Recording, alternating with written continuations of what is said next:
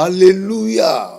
Gloire à toi, Seigneur Jésus-Christ, notre Sauveur, mon Sauveur. Je partage le salut avec ceux qui me suivent. Bonjour, bonsoir, selon l'heure à laquelle vous me suivez. Vous êtes en train de suivre notre chaîne YouTube Tambuluko qui ministrise officielle. Notre 10 minutes de foi pour thème, d'où vient ma force? D'où vient ma force? Jésus était rempli de force, faisant le bien partout. D'où lui venait la force? Et pour moi, d'où vient ma force?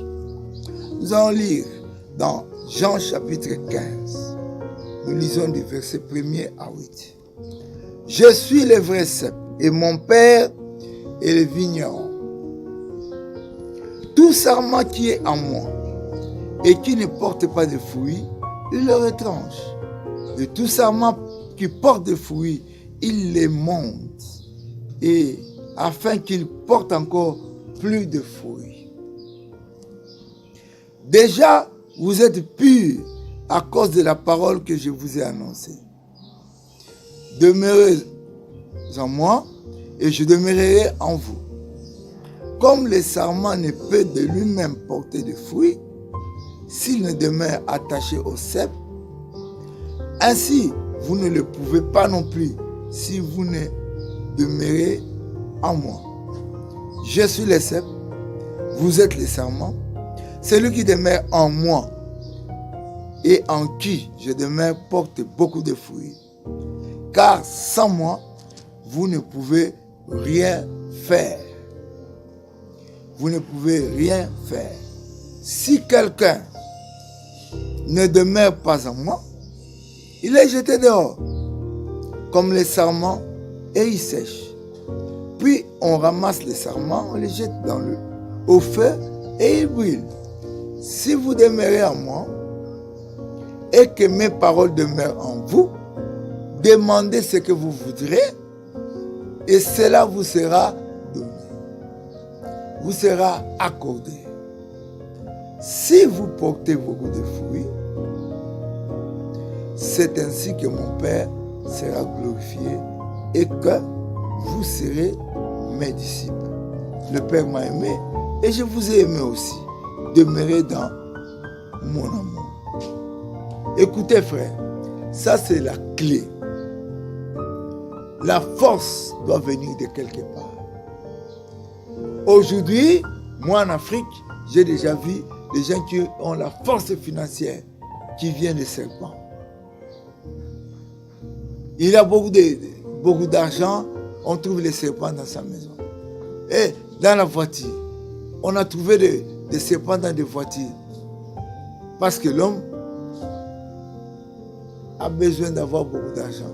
Il nourrit un serpent. Et ce serpent est gardé par lui-même. Il y a des forces. Un boxeur est très fort. D'où lui vient la force? Des entraînements. Il a eu le même corps que moi. À la naissance, il avait 3 kilos. Peut-être 2 kilos. Mais à un moment donné, il a cherché d'où devait venir sa force. Le Seigneur est le Dieu de grâce. D'où me vient la force? D'où vient ma force, moi chrétien? D'où peut venir votre force? Ça, c'est pour vous donner la grâce. Vous qui nous suivez, c'est pour que vous aussi vous ayez un jour l'héritage. Écoutez, le sceptre est là. La branche doit être attachée au cep. Nous devons être attachés à Jésus-Christ. Jésus-Christ est notre roi, notre sauveur. Nous devons nous attacher à lui. Vous avez un manguier, la branche du manguier doit être là. Mais ce n'est pas la branche de l'oranger, parce que ça doit être attaché. L'attachement au Seigneur par la parole de Dieu. L'attachement au Seigneur par la prière. On nous demande, nous les chrétiens, d'être ensemble par des prières, par des chansons, de prier en langue, être là ensemble, des exhortations. La force chrétienne va venir et vous serez capables. Nous allons lire un peu Actes chapitre 2, 41 à 43. Actes chapitre 2, le Seigneur nous dit ceci.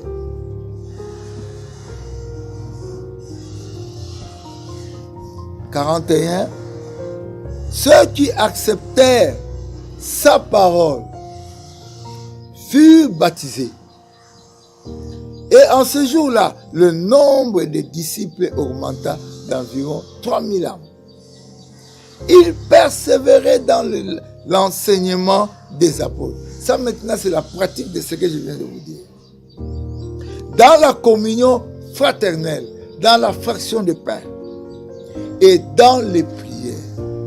Si vous êtes chrétien, vous êtes toujours accompagné de ceux qui ne sont pas chrétiens. Ils chantent des chansons qui n'ont pas Jésus-Christ. Comment voulez-vous avoir la force? Vos amis, ce sont ceux qui ne lisent pas la Bible. Vos amis, ce sont ceux qui ne mangent pas les pains, la Sainte Seine. Ici, on dit, il était dans les prières.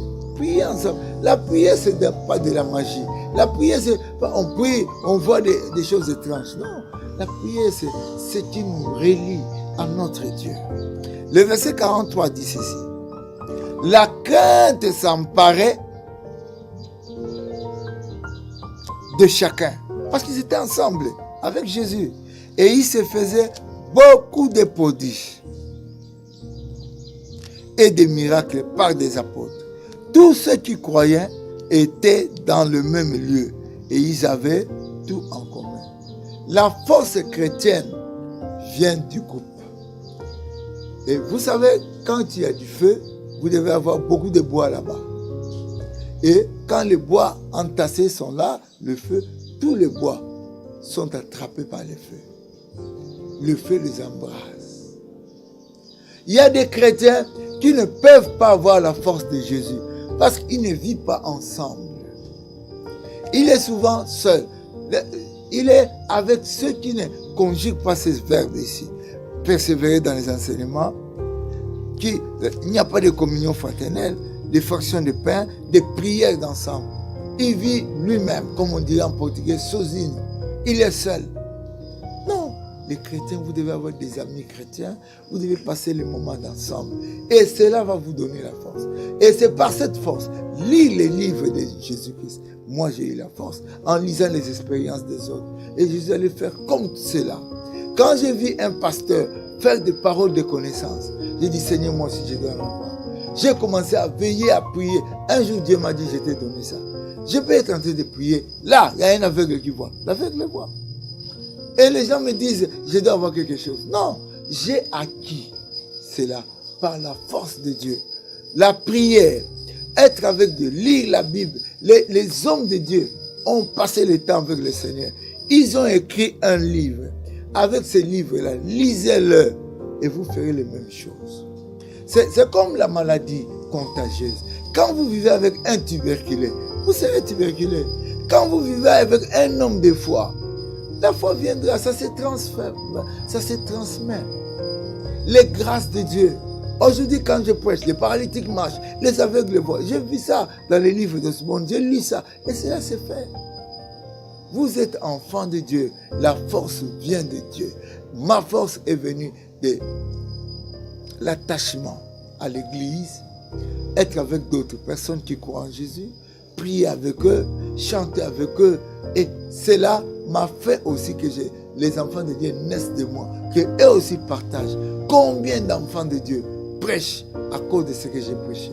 Ce sont mes enfants spirituels, ce sont des hommes de miracles, ce sont ceux qui parlent avec miracle. Ils vont dans le monde entier.